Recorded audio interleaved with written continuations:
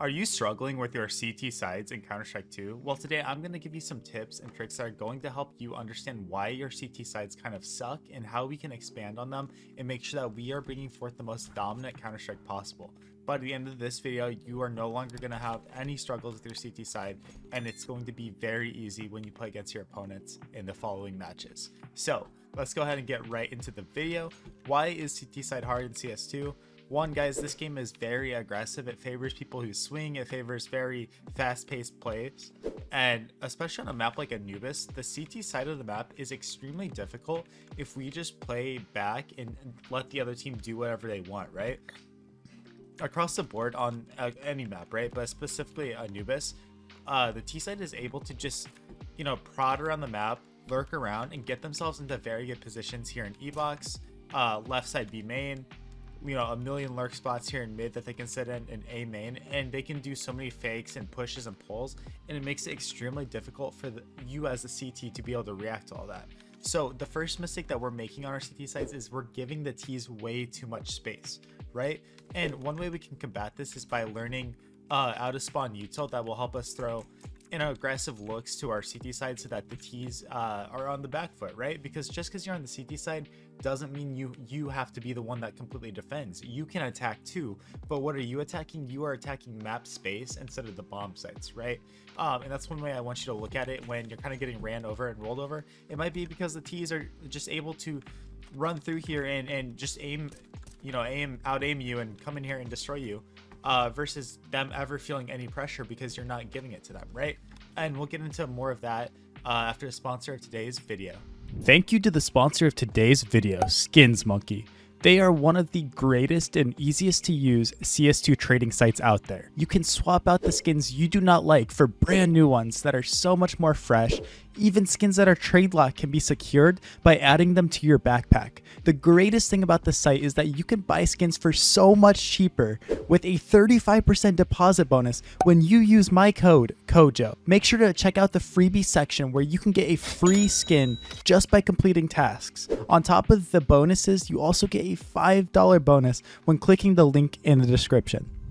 Alright guys, so how I want you to do this is understanding this out of spawn util is extremely good. So like on a map like Anubis, there's 3 smokes that I want you to understand for this map specifically that we can do. One is going to be an A main aggression smoke. And why is this an aggression smoke? This is going to land outside A main, and what it's going to allow you to do when it ploofs up here is it's going to allow you to take aggressive fights on top of the box with a teammate throwing a flash over here, or he can molly stairs for you and you can take the space. Alternatively, he can come out here, and I believe the molly is right here. Is that it? Yeah, you can throw like an incendiary up here, but essentially you're going to be able to take aggressive fights out here with this smoke on top of this box and sit out here and aim duel, right? Another way we can do this aggression is by throwing this stair smoke from out of spawn like this, get in the corner and jump throughout the point of this. Very easy.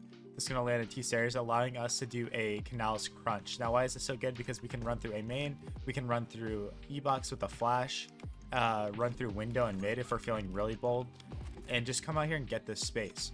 I'm using Anubis as an example because it is the hardest map on CT side because people want to just sit on the sites, and that's the worst thing that you can do, right? But across every map, guys, having these aggressive takes out of spawn is going to be night and day between how good you're able to be, right? The third smoke I want to show you is a B main aggressive smoke, so you get yourself lined up in this corner and then aim to the left of this little orange thing right there and jump through, and then you can throw some flashes for your teammates through these windows.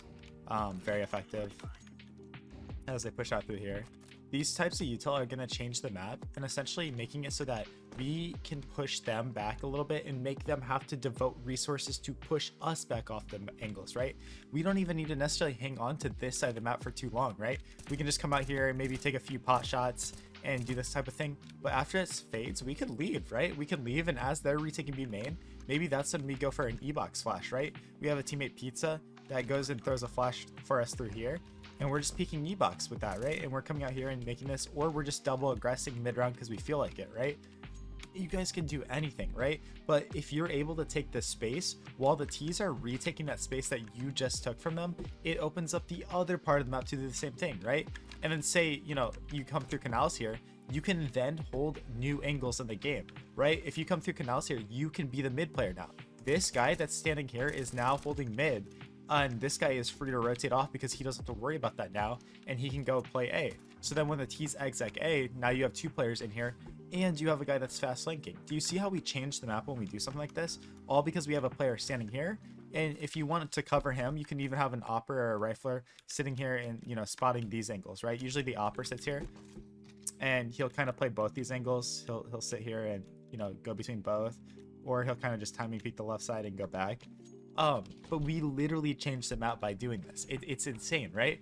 Same thing if we do have B main control, right? Say mid round we aggress through here and we start flanking. That's one thing you can do, and start closing in the net. That's a phrase that pros will use a lot, is closing the net in, right? It's like you're fishing and you're shrinking it down and really making sure, like, okay guys, they're not here. Okay, they're not here. So where do they have to be? So you get that information for your team. You're walking all the way through the map and you're like, okay guys, it looks like they're A because, you know, we have players in mid, I'm flanking through B, and there's nothing. And then you can stack the right site. But even if you don't want to go for that flank, or if you maybe you double aggress and you have a teammate push through there, look, now you can hold B bomb site from an angle like this, right? That is so good because you are, again, changing the map. From the T's perspective, they usually never have to worry about somebody holding an angle like that, but because we are changing the map, it makes it so much easier for us.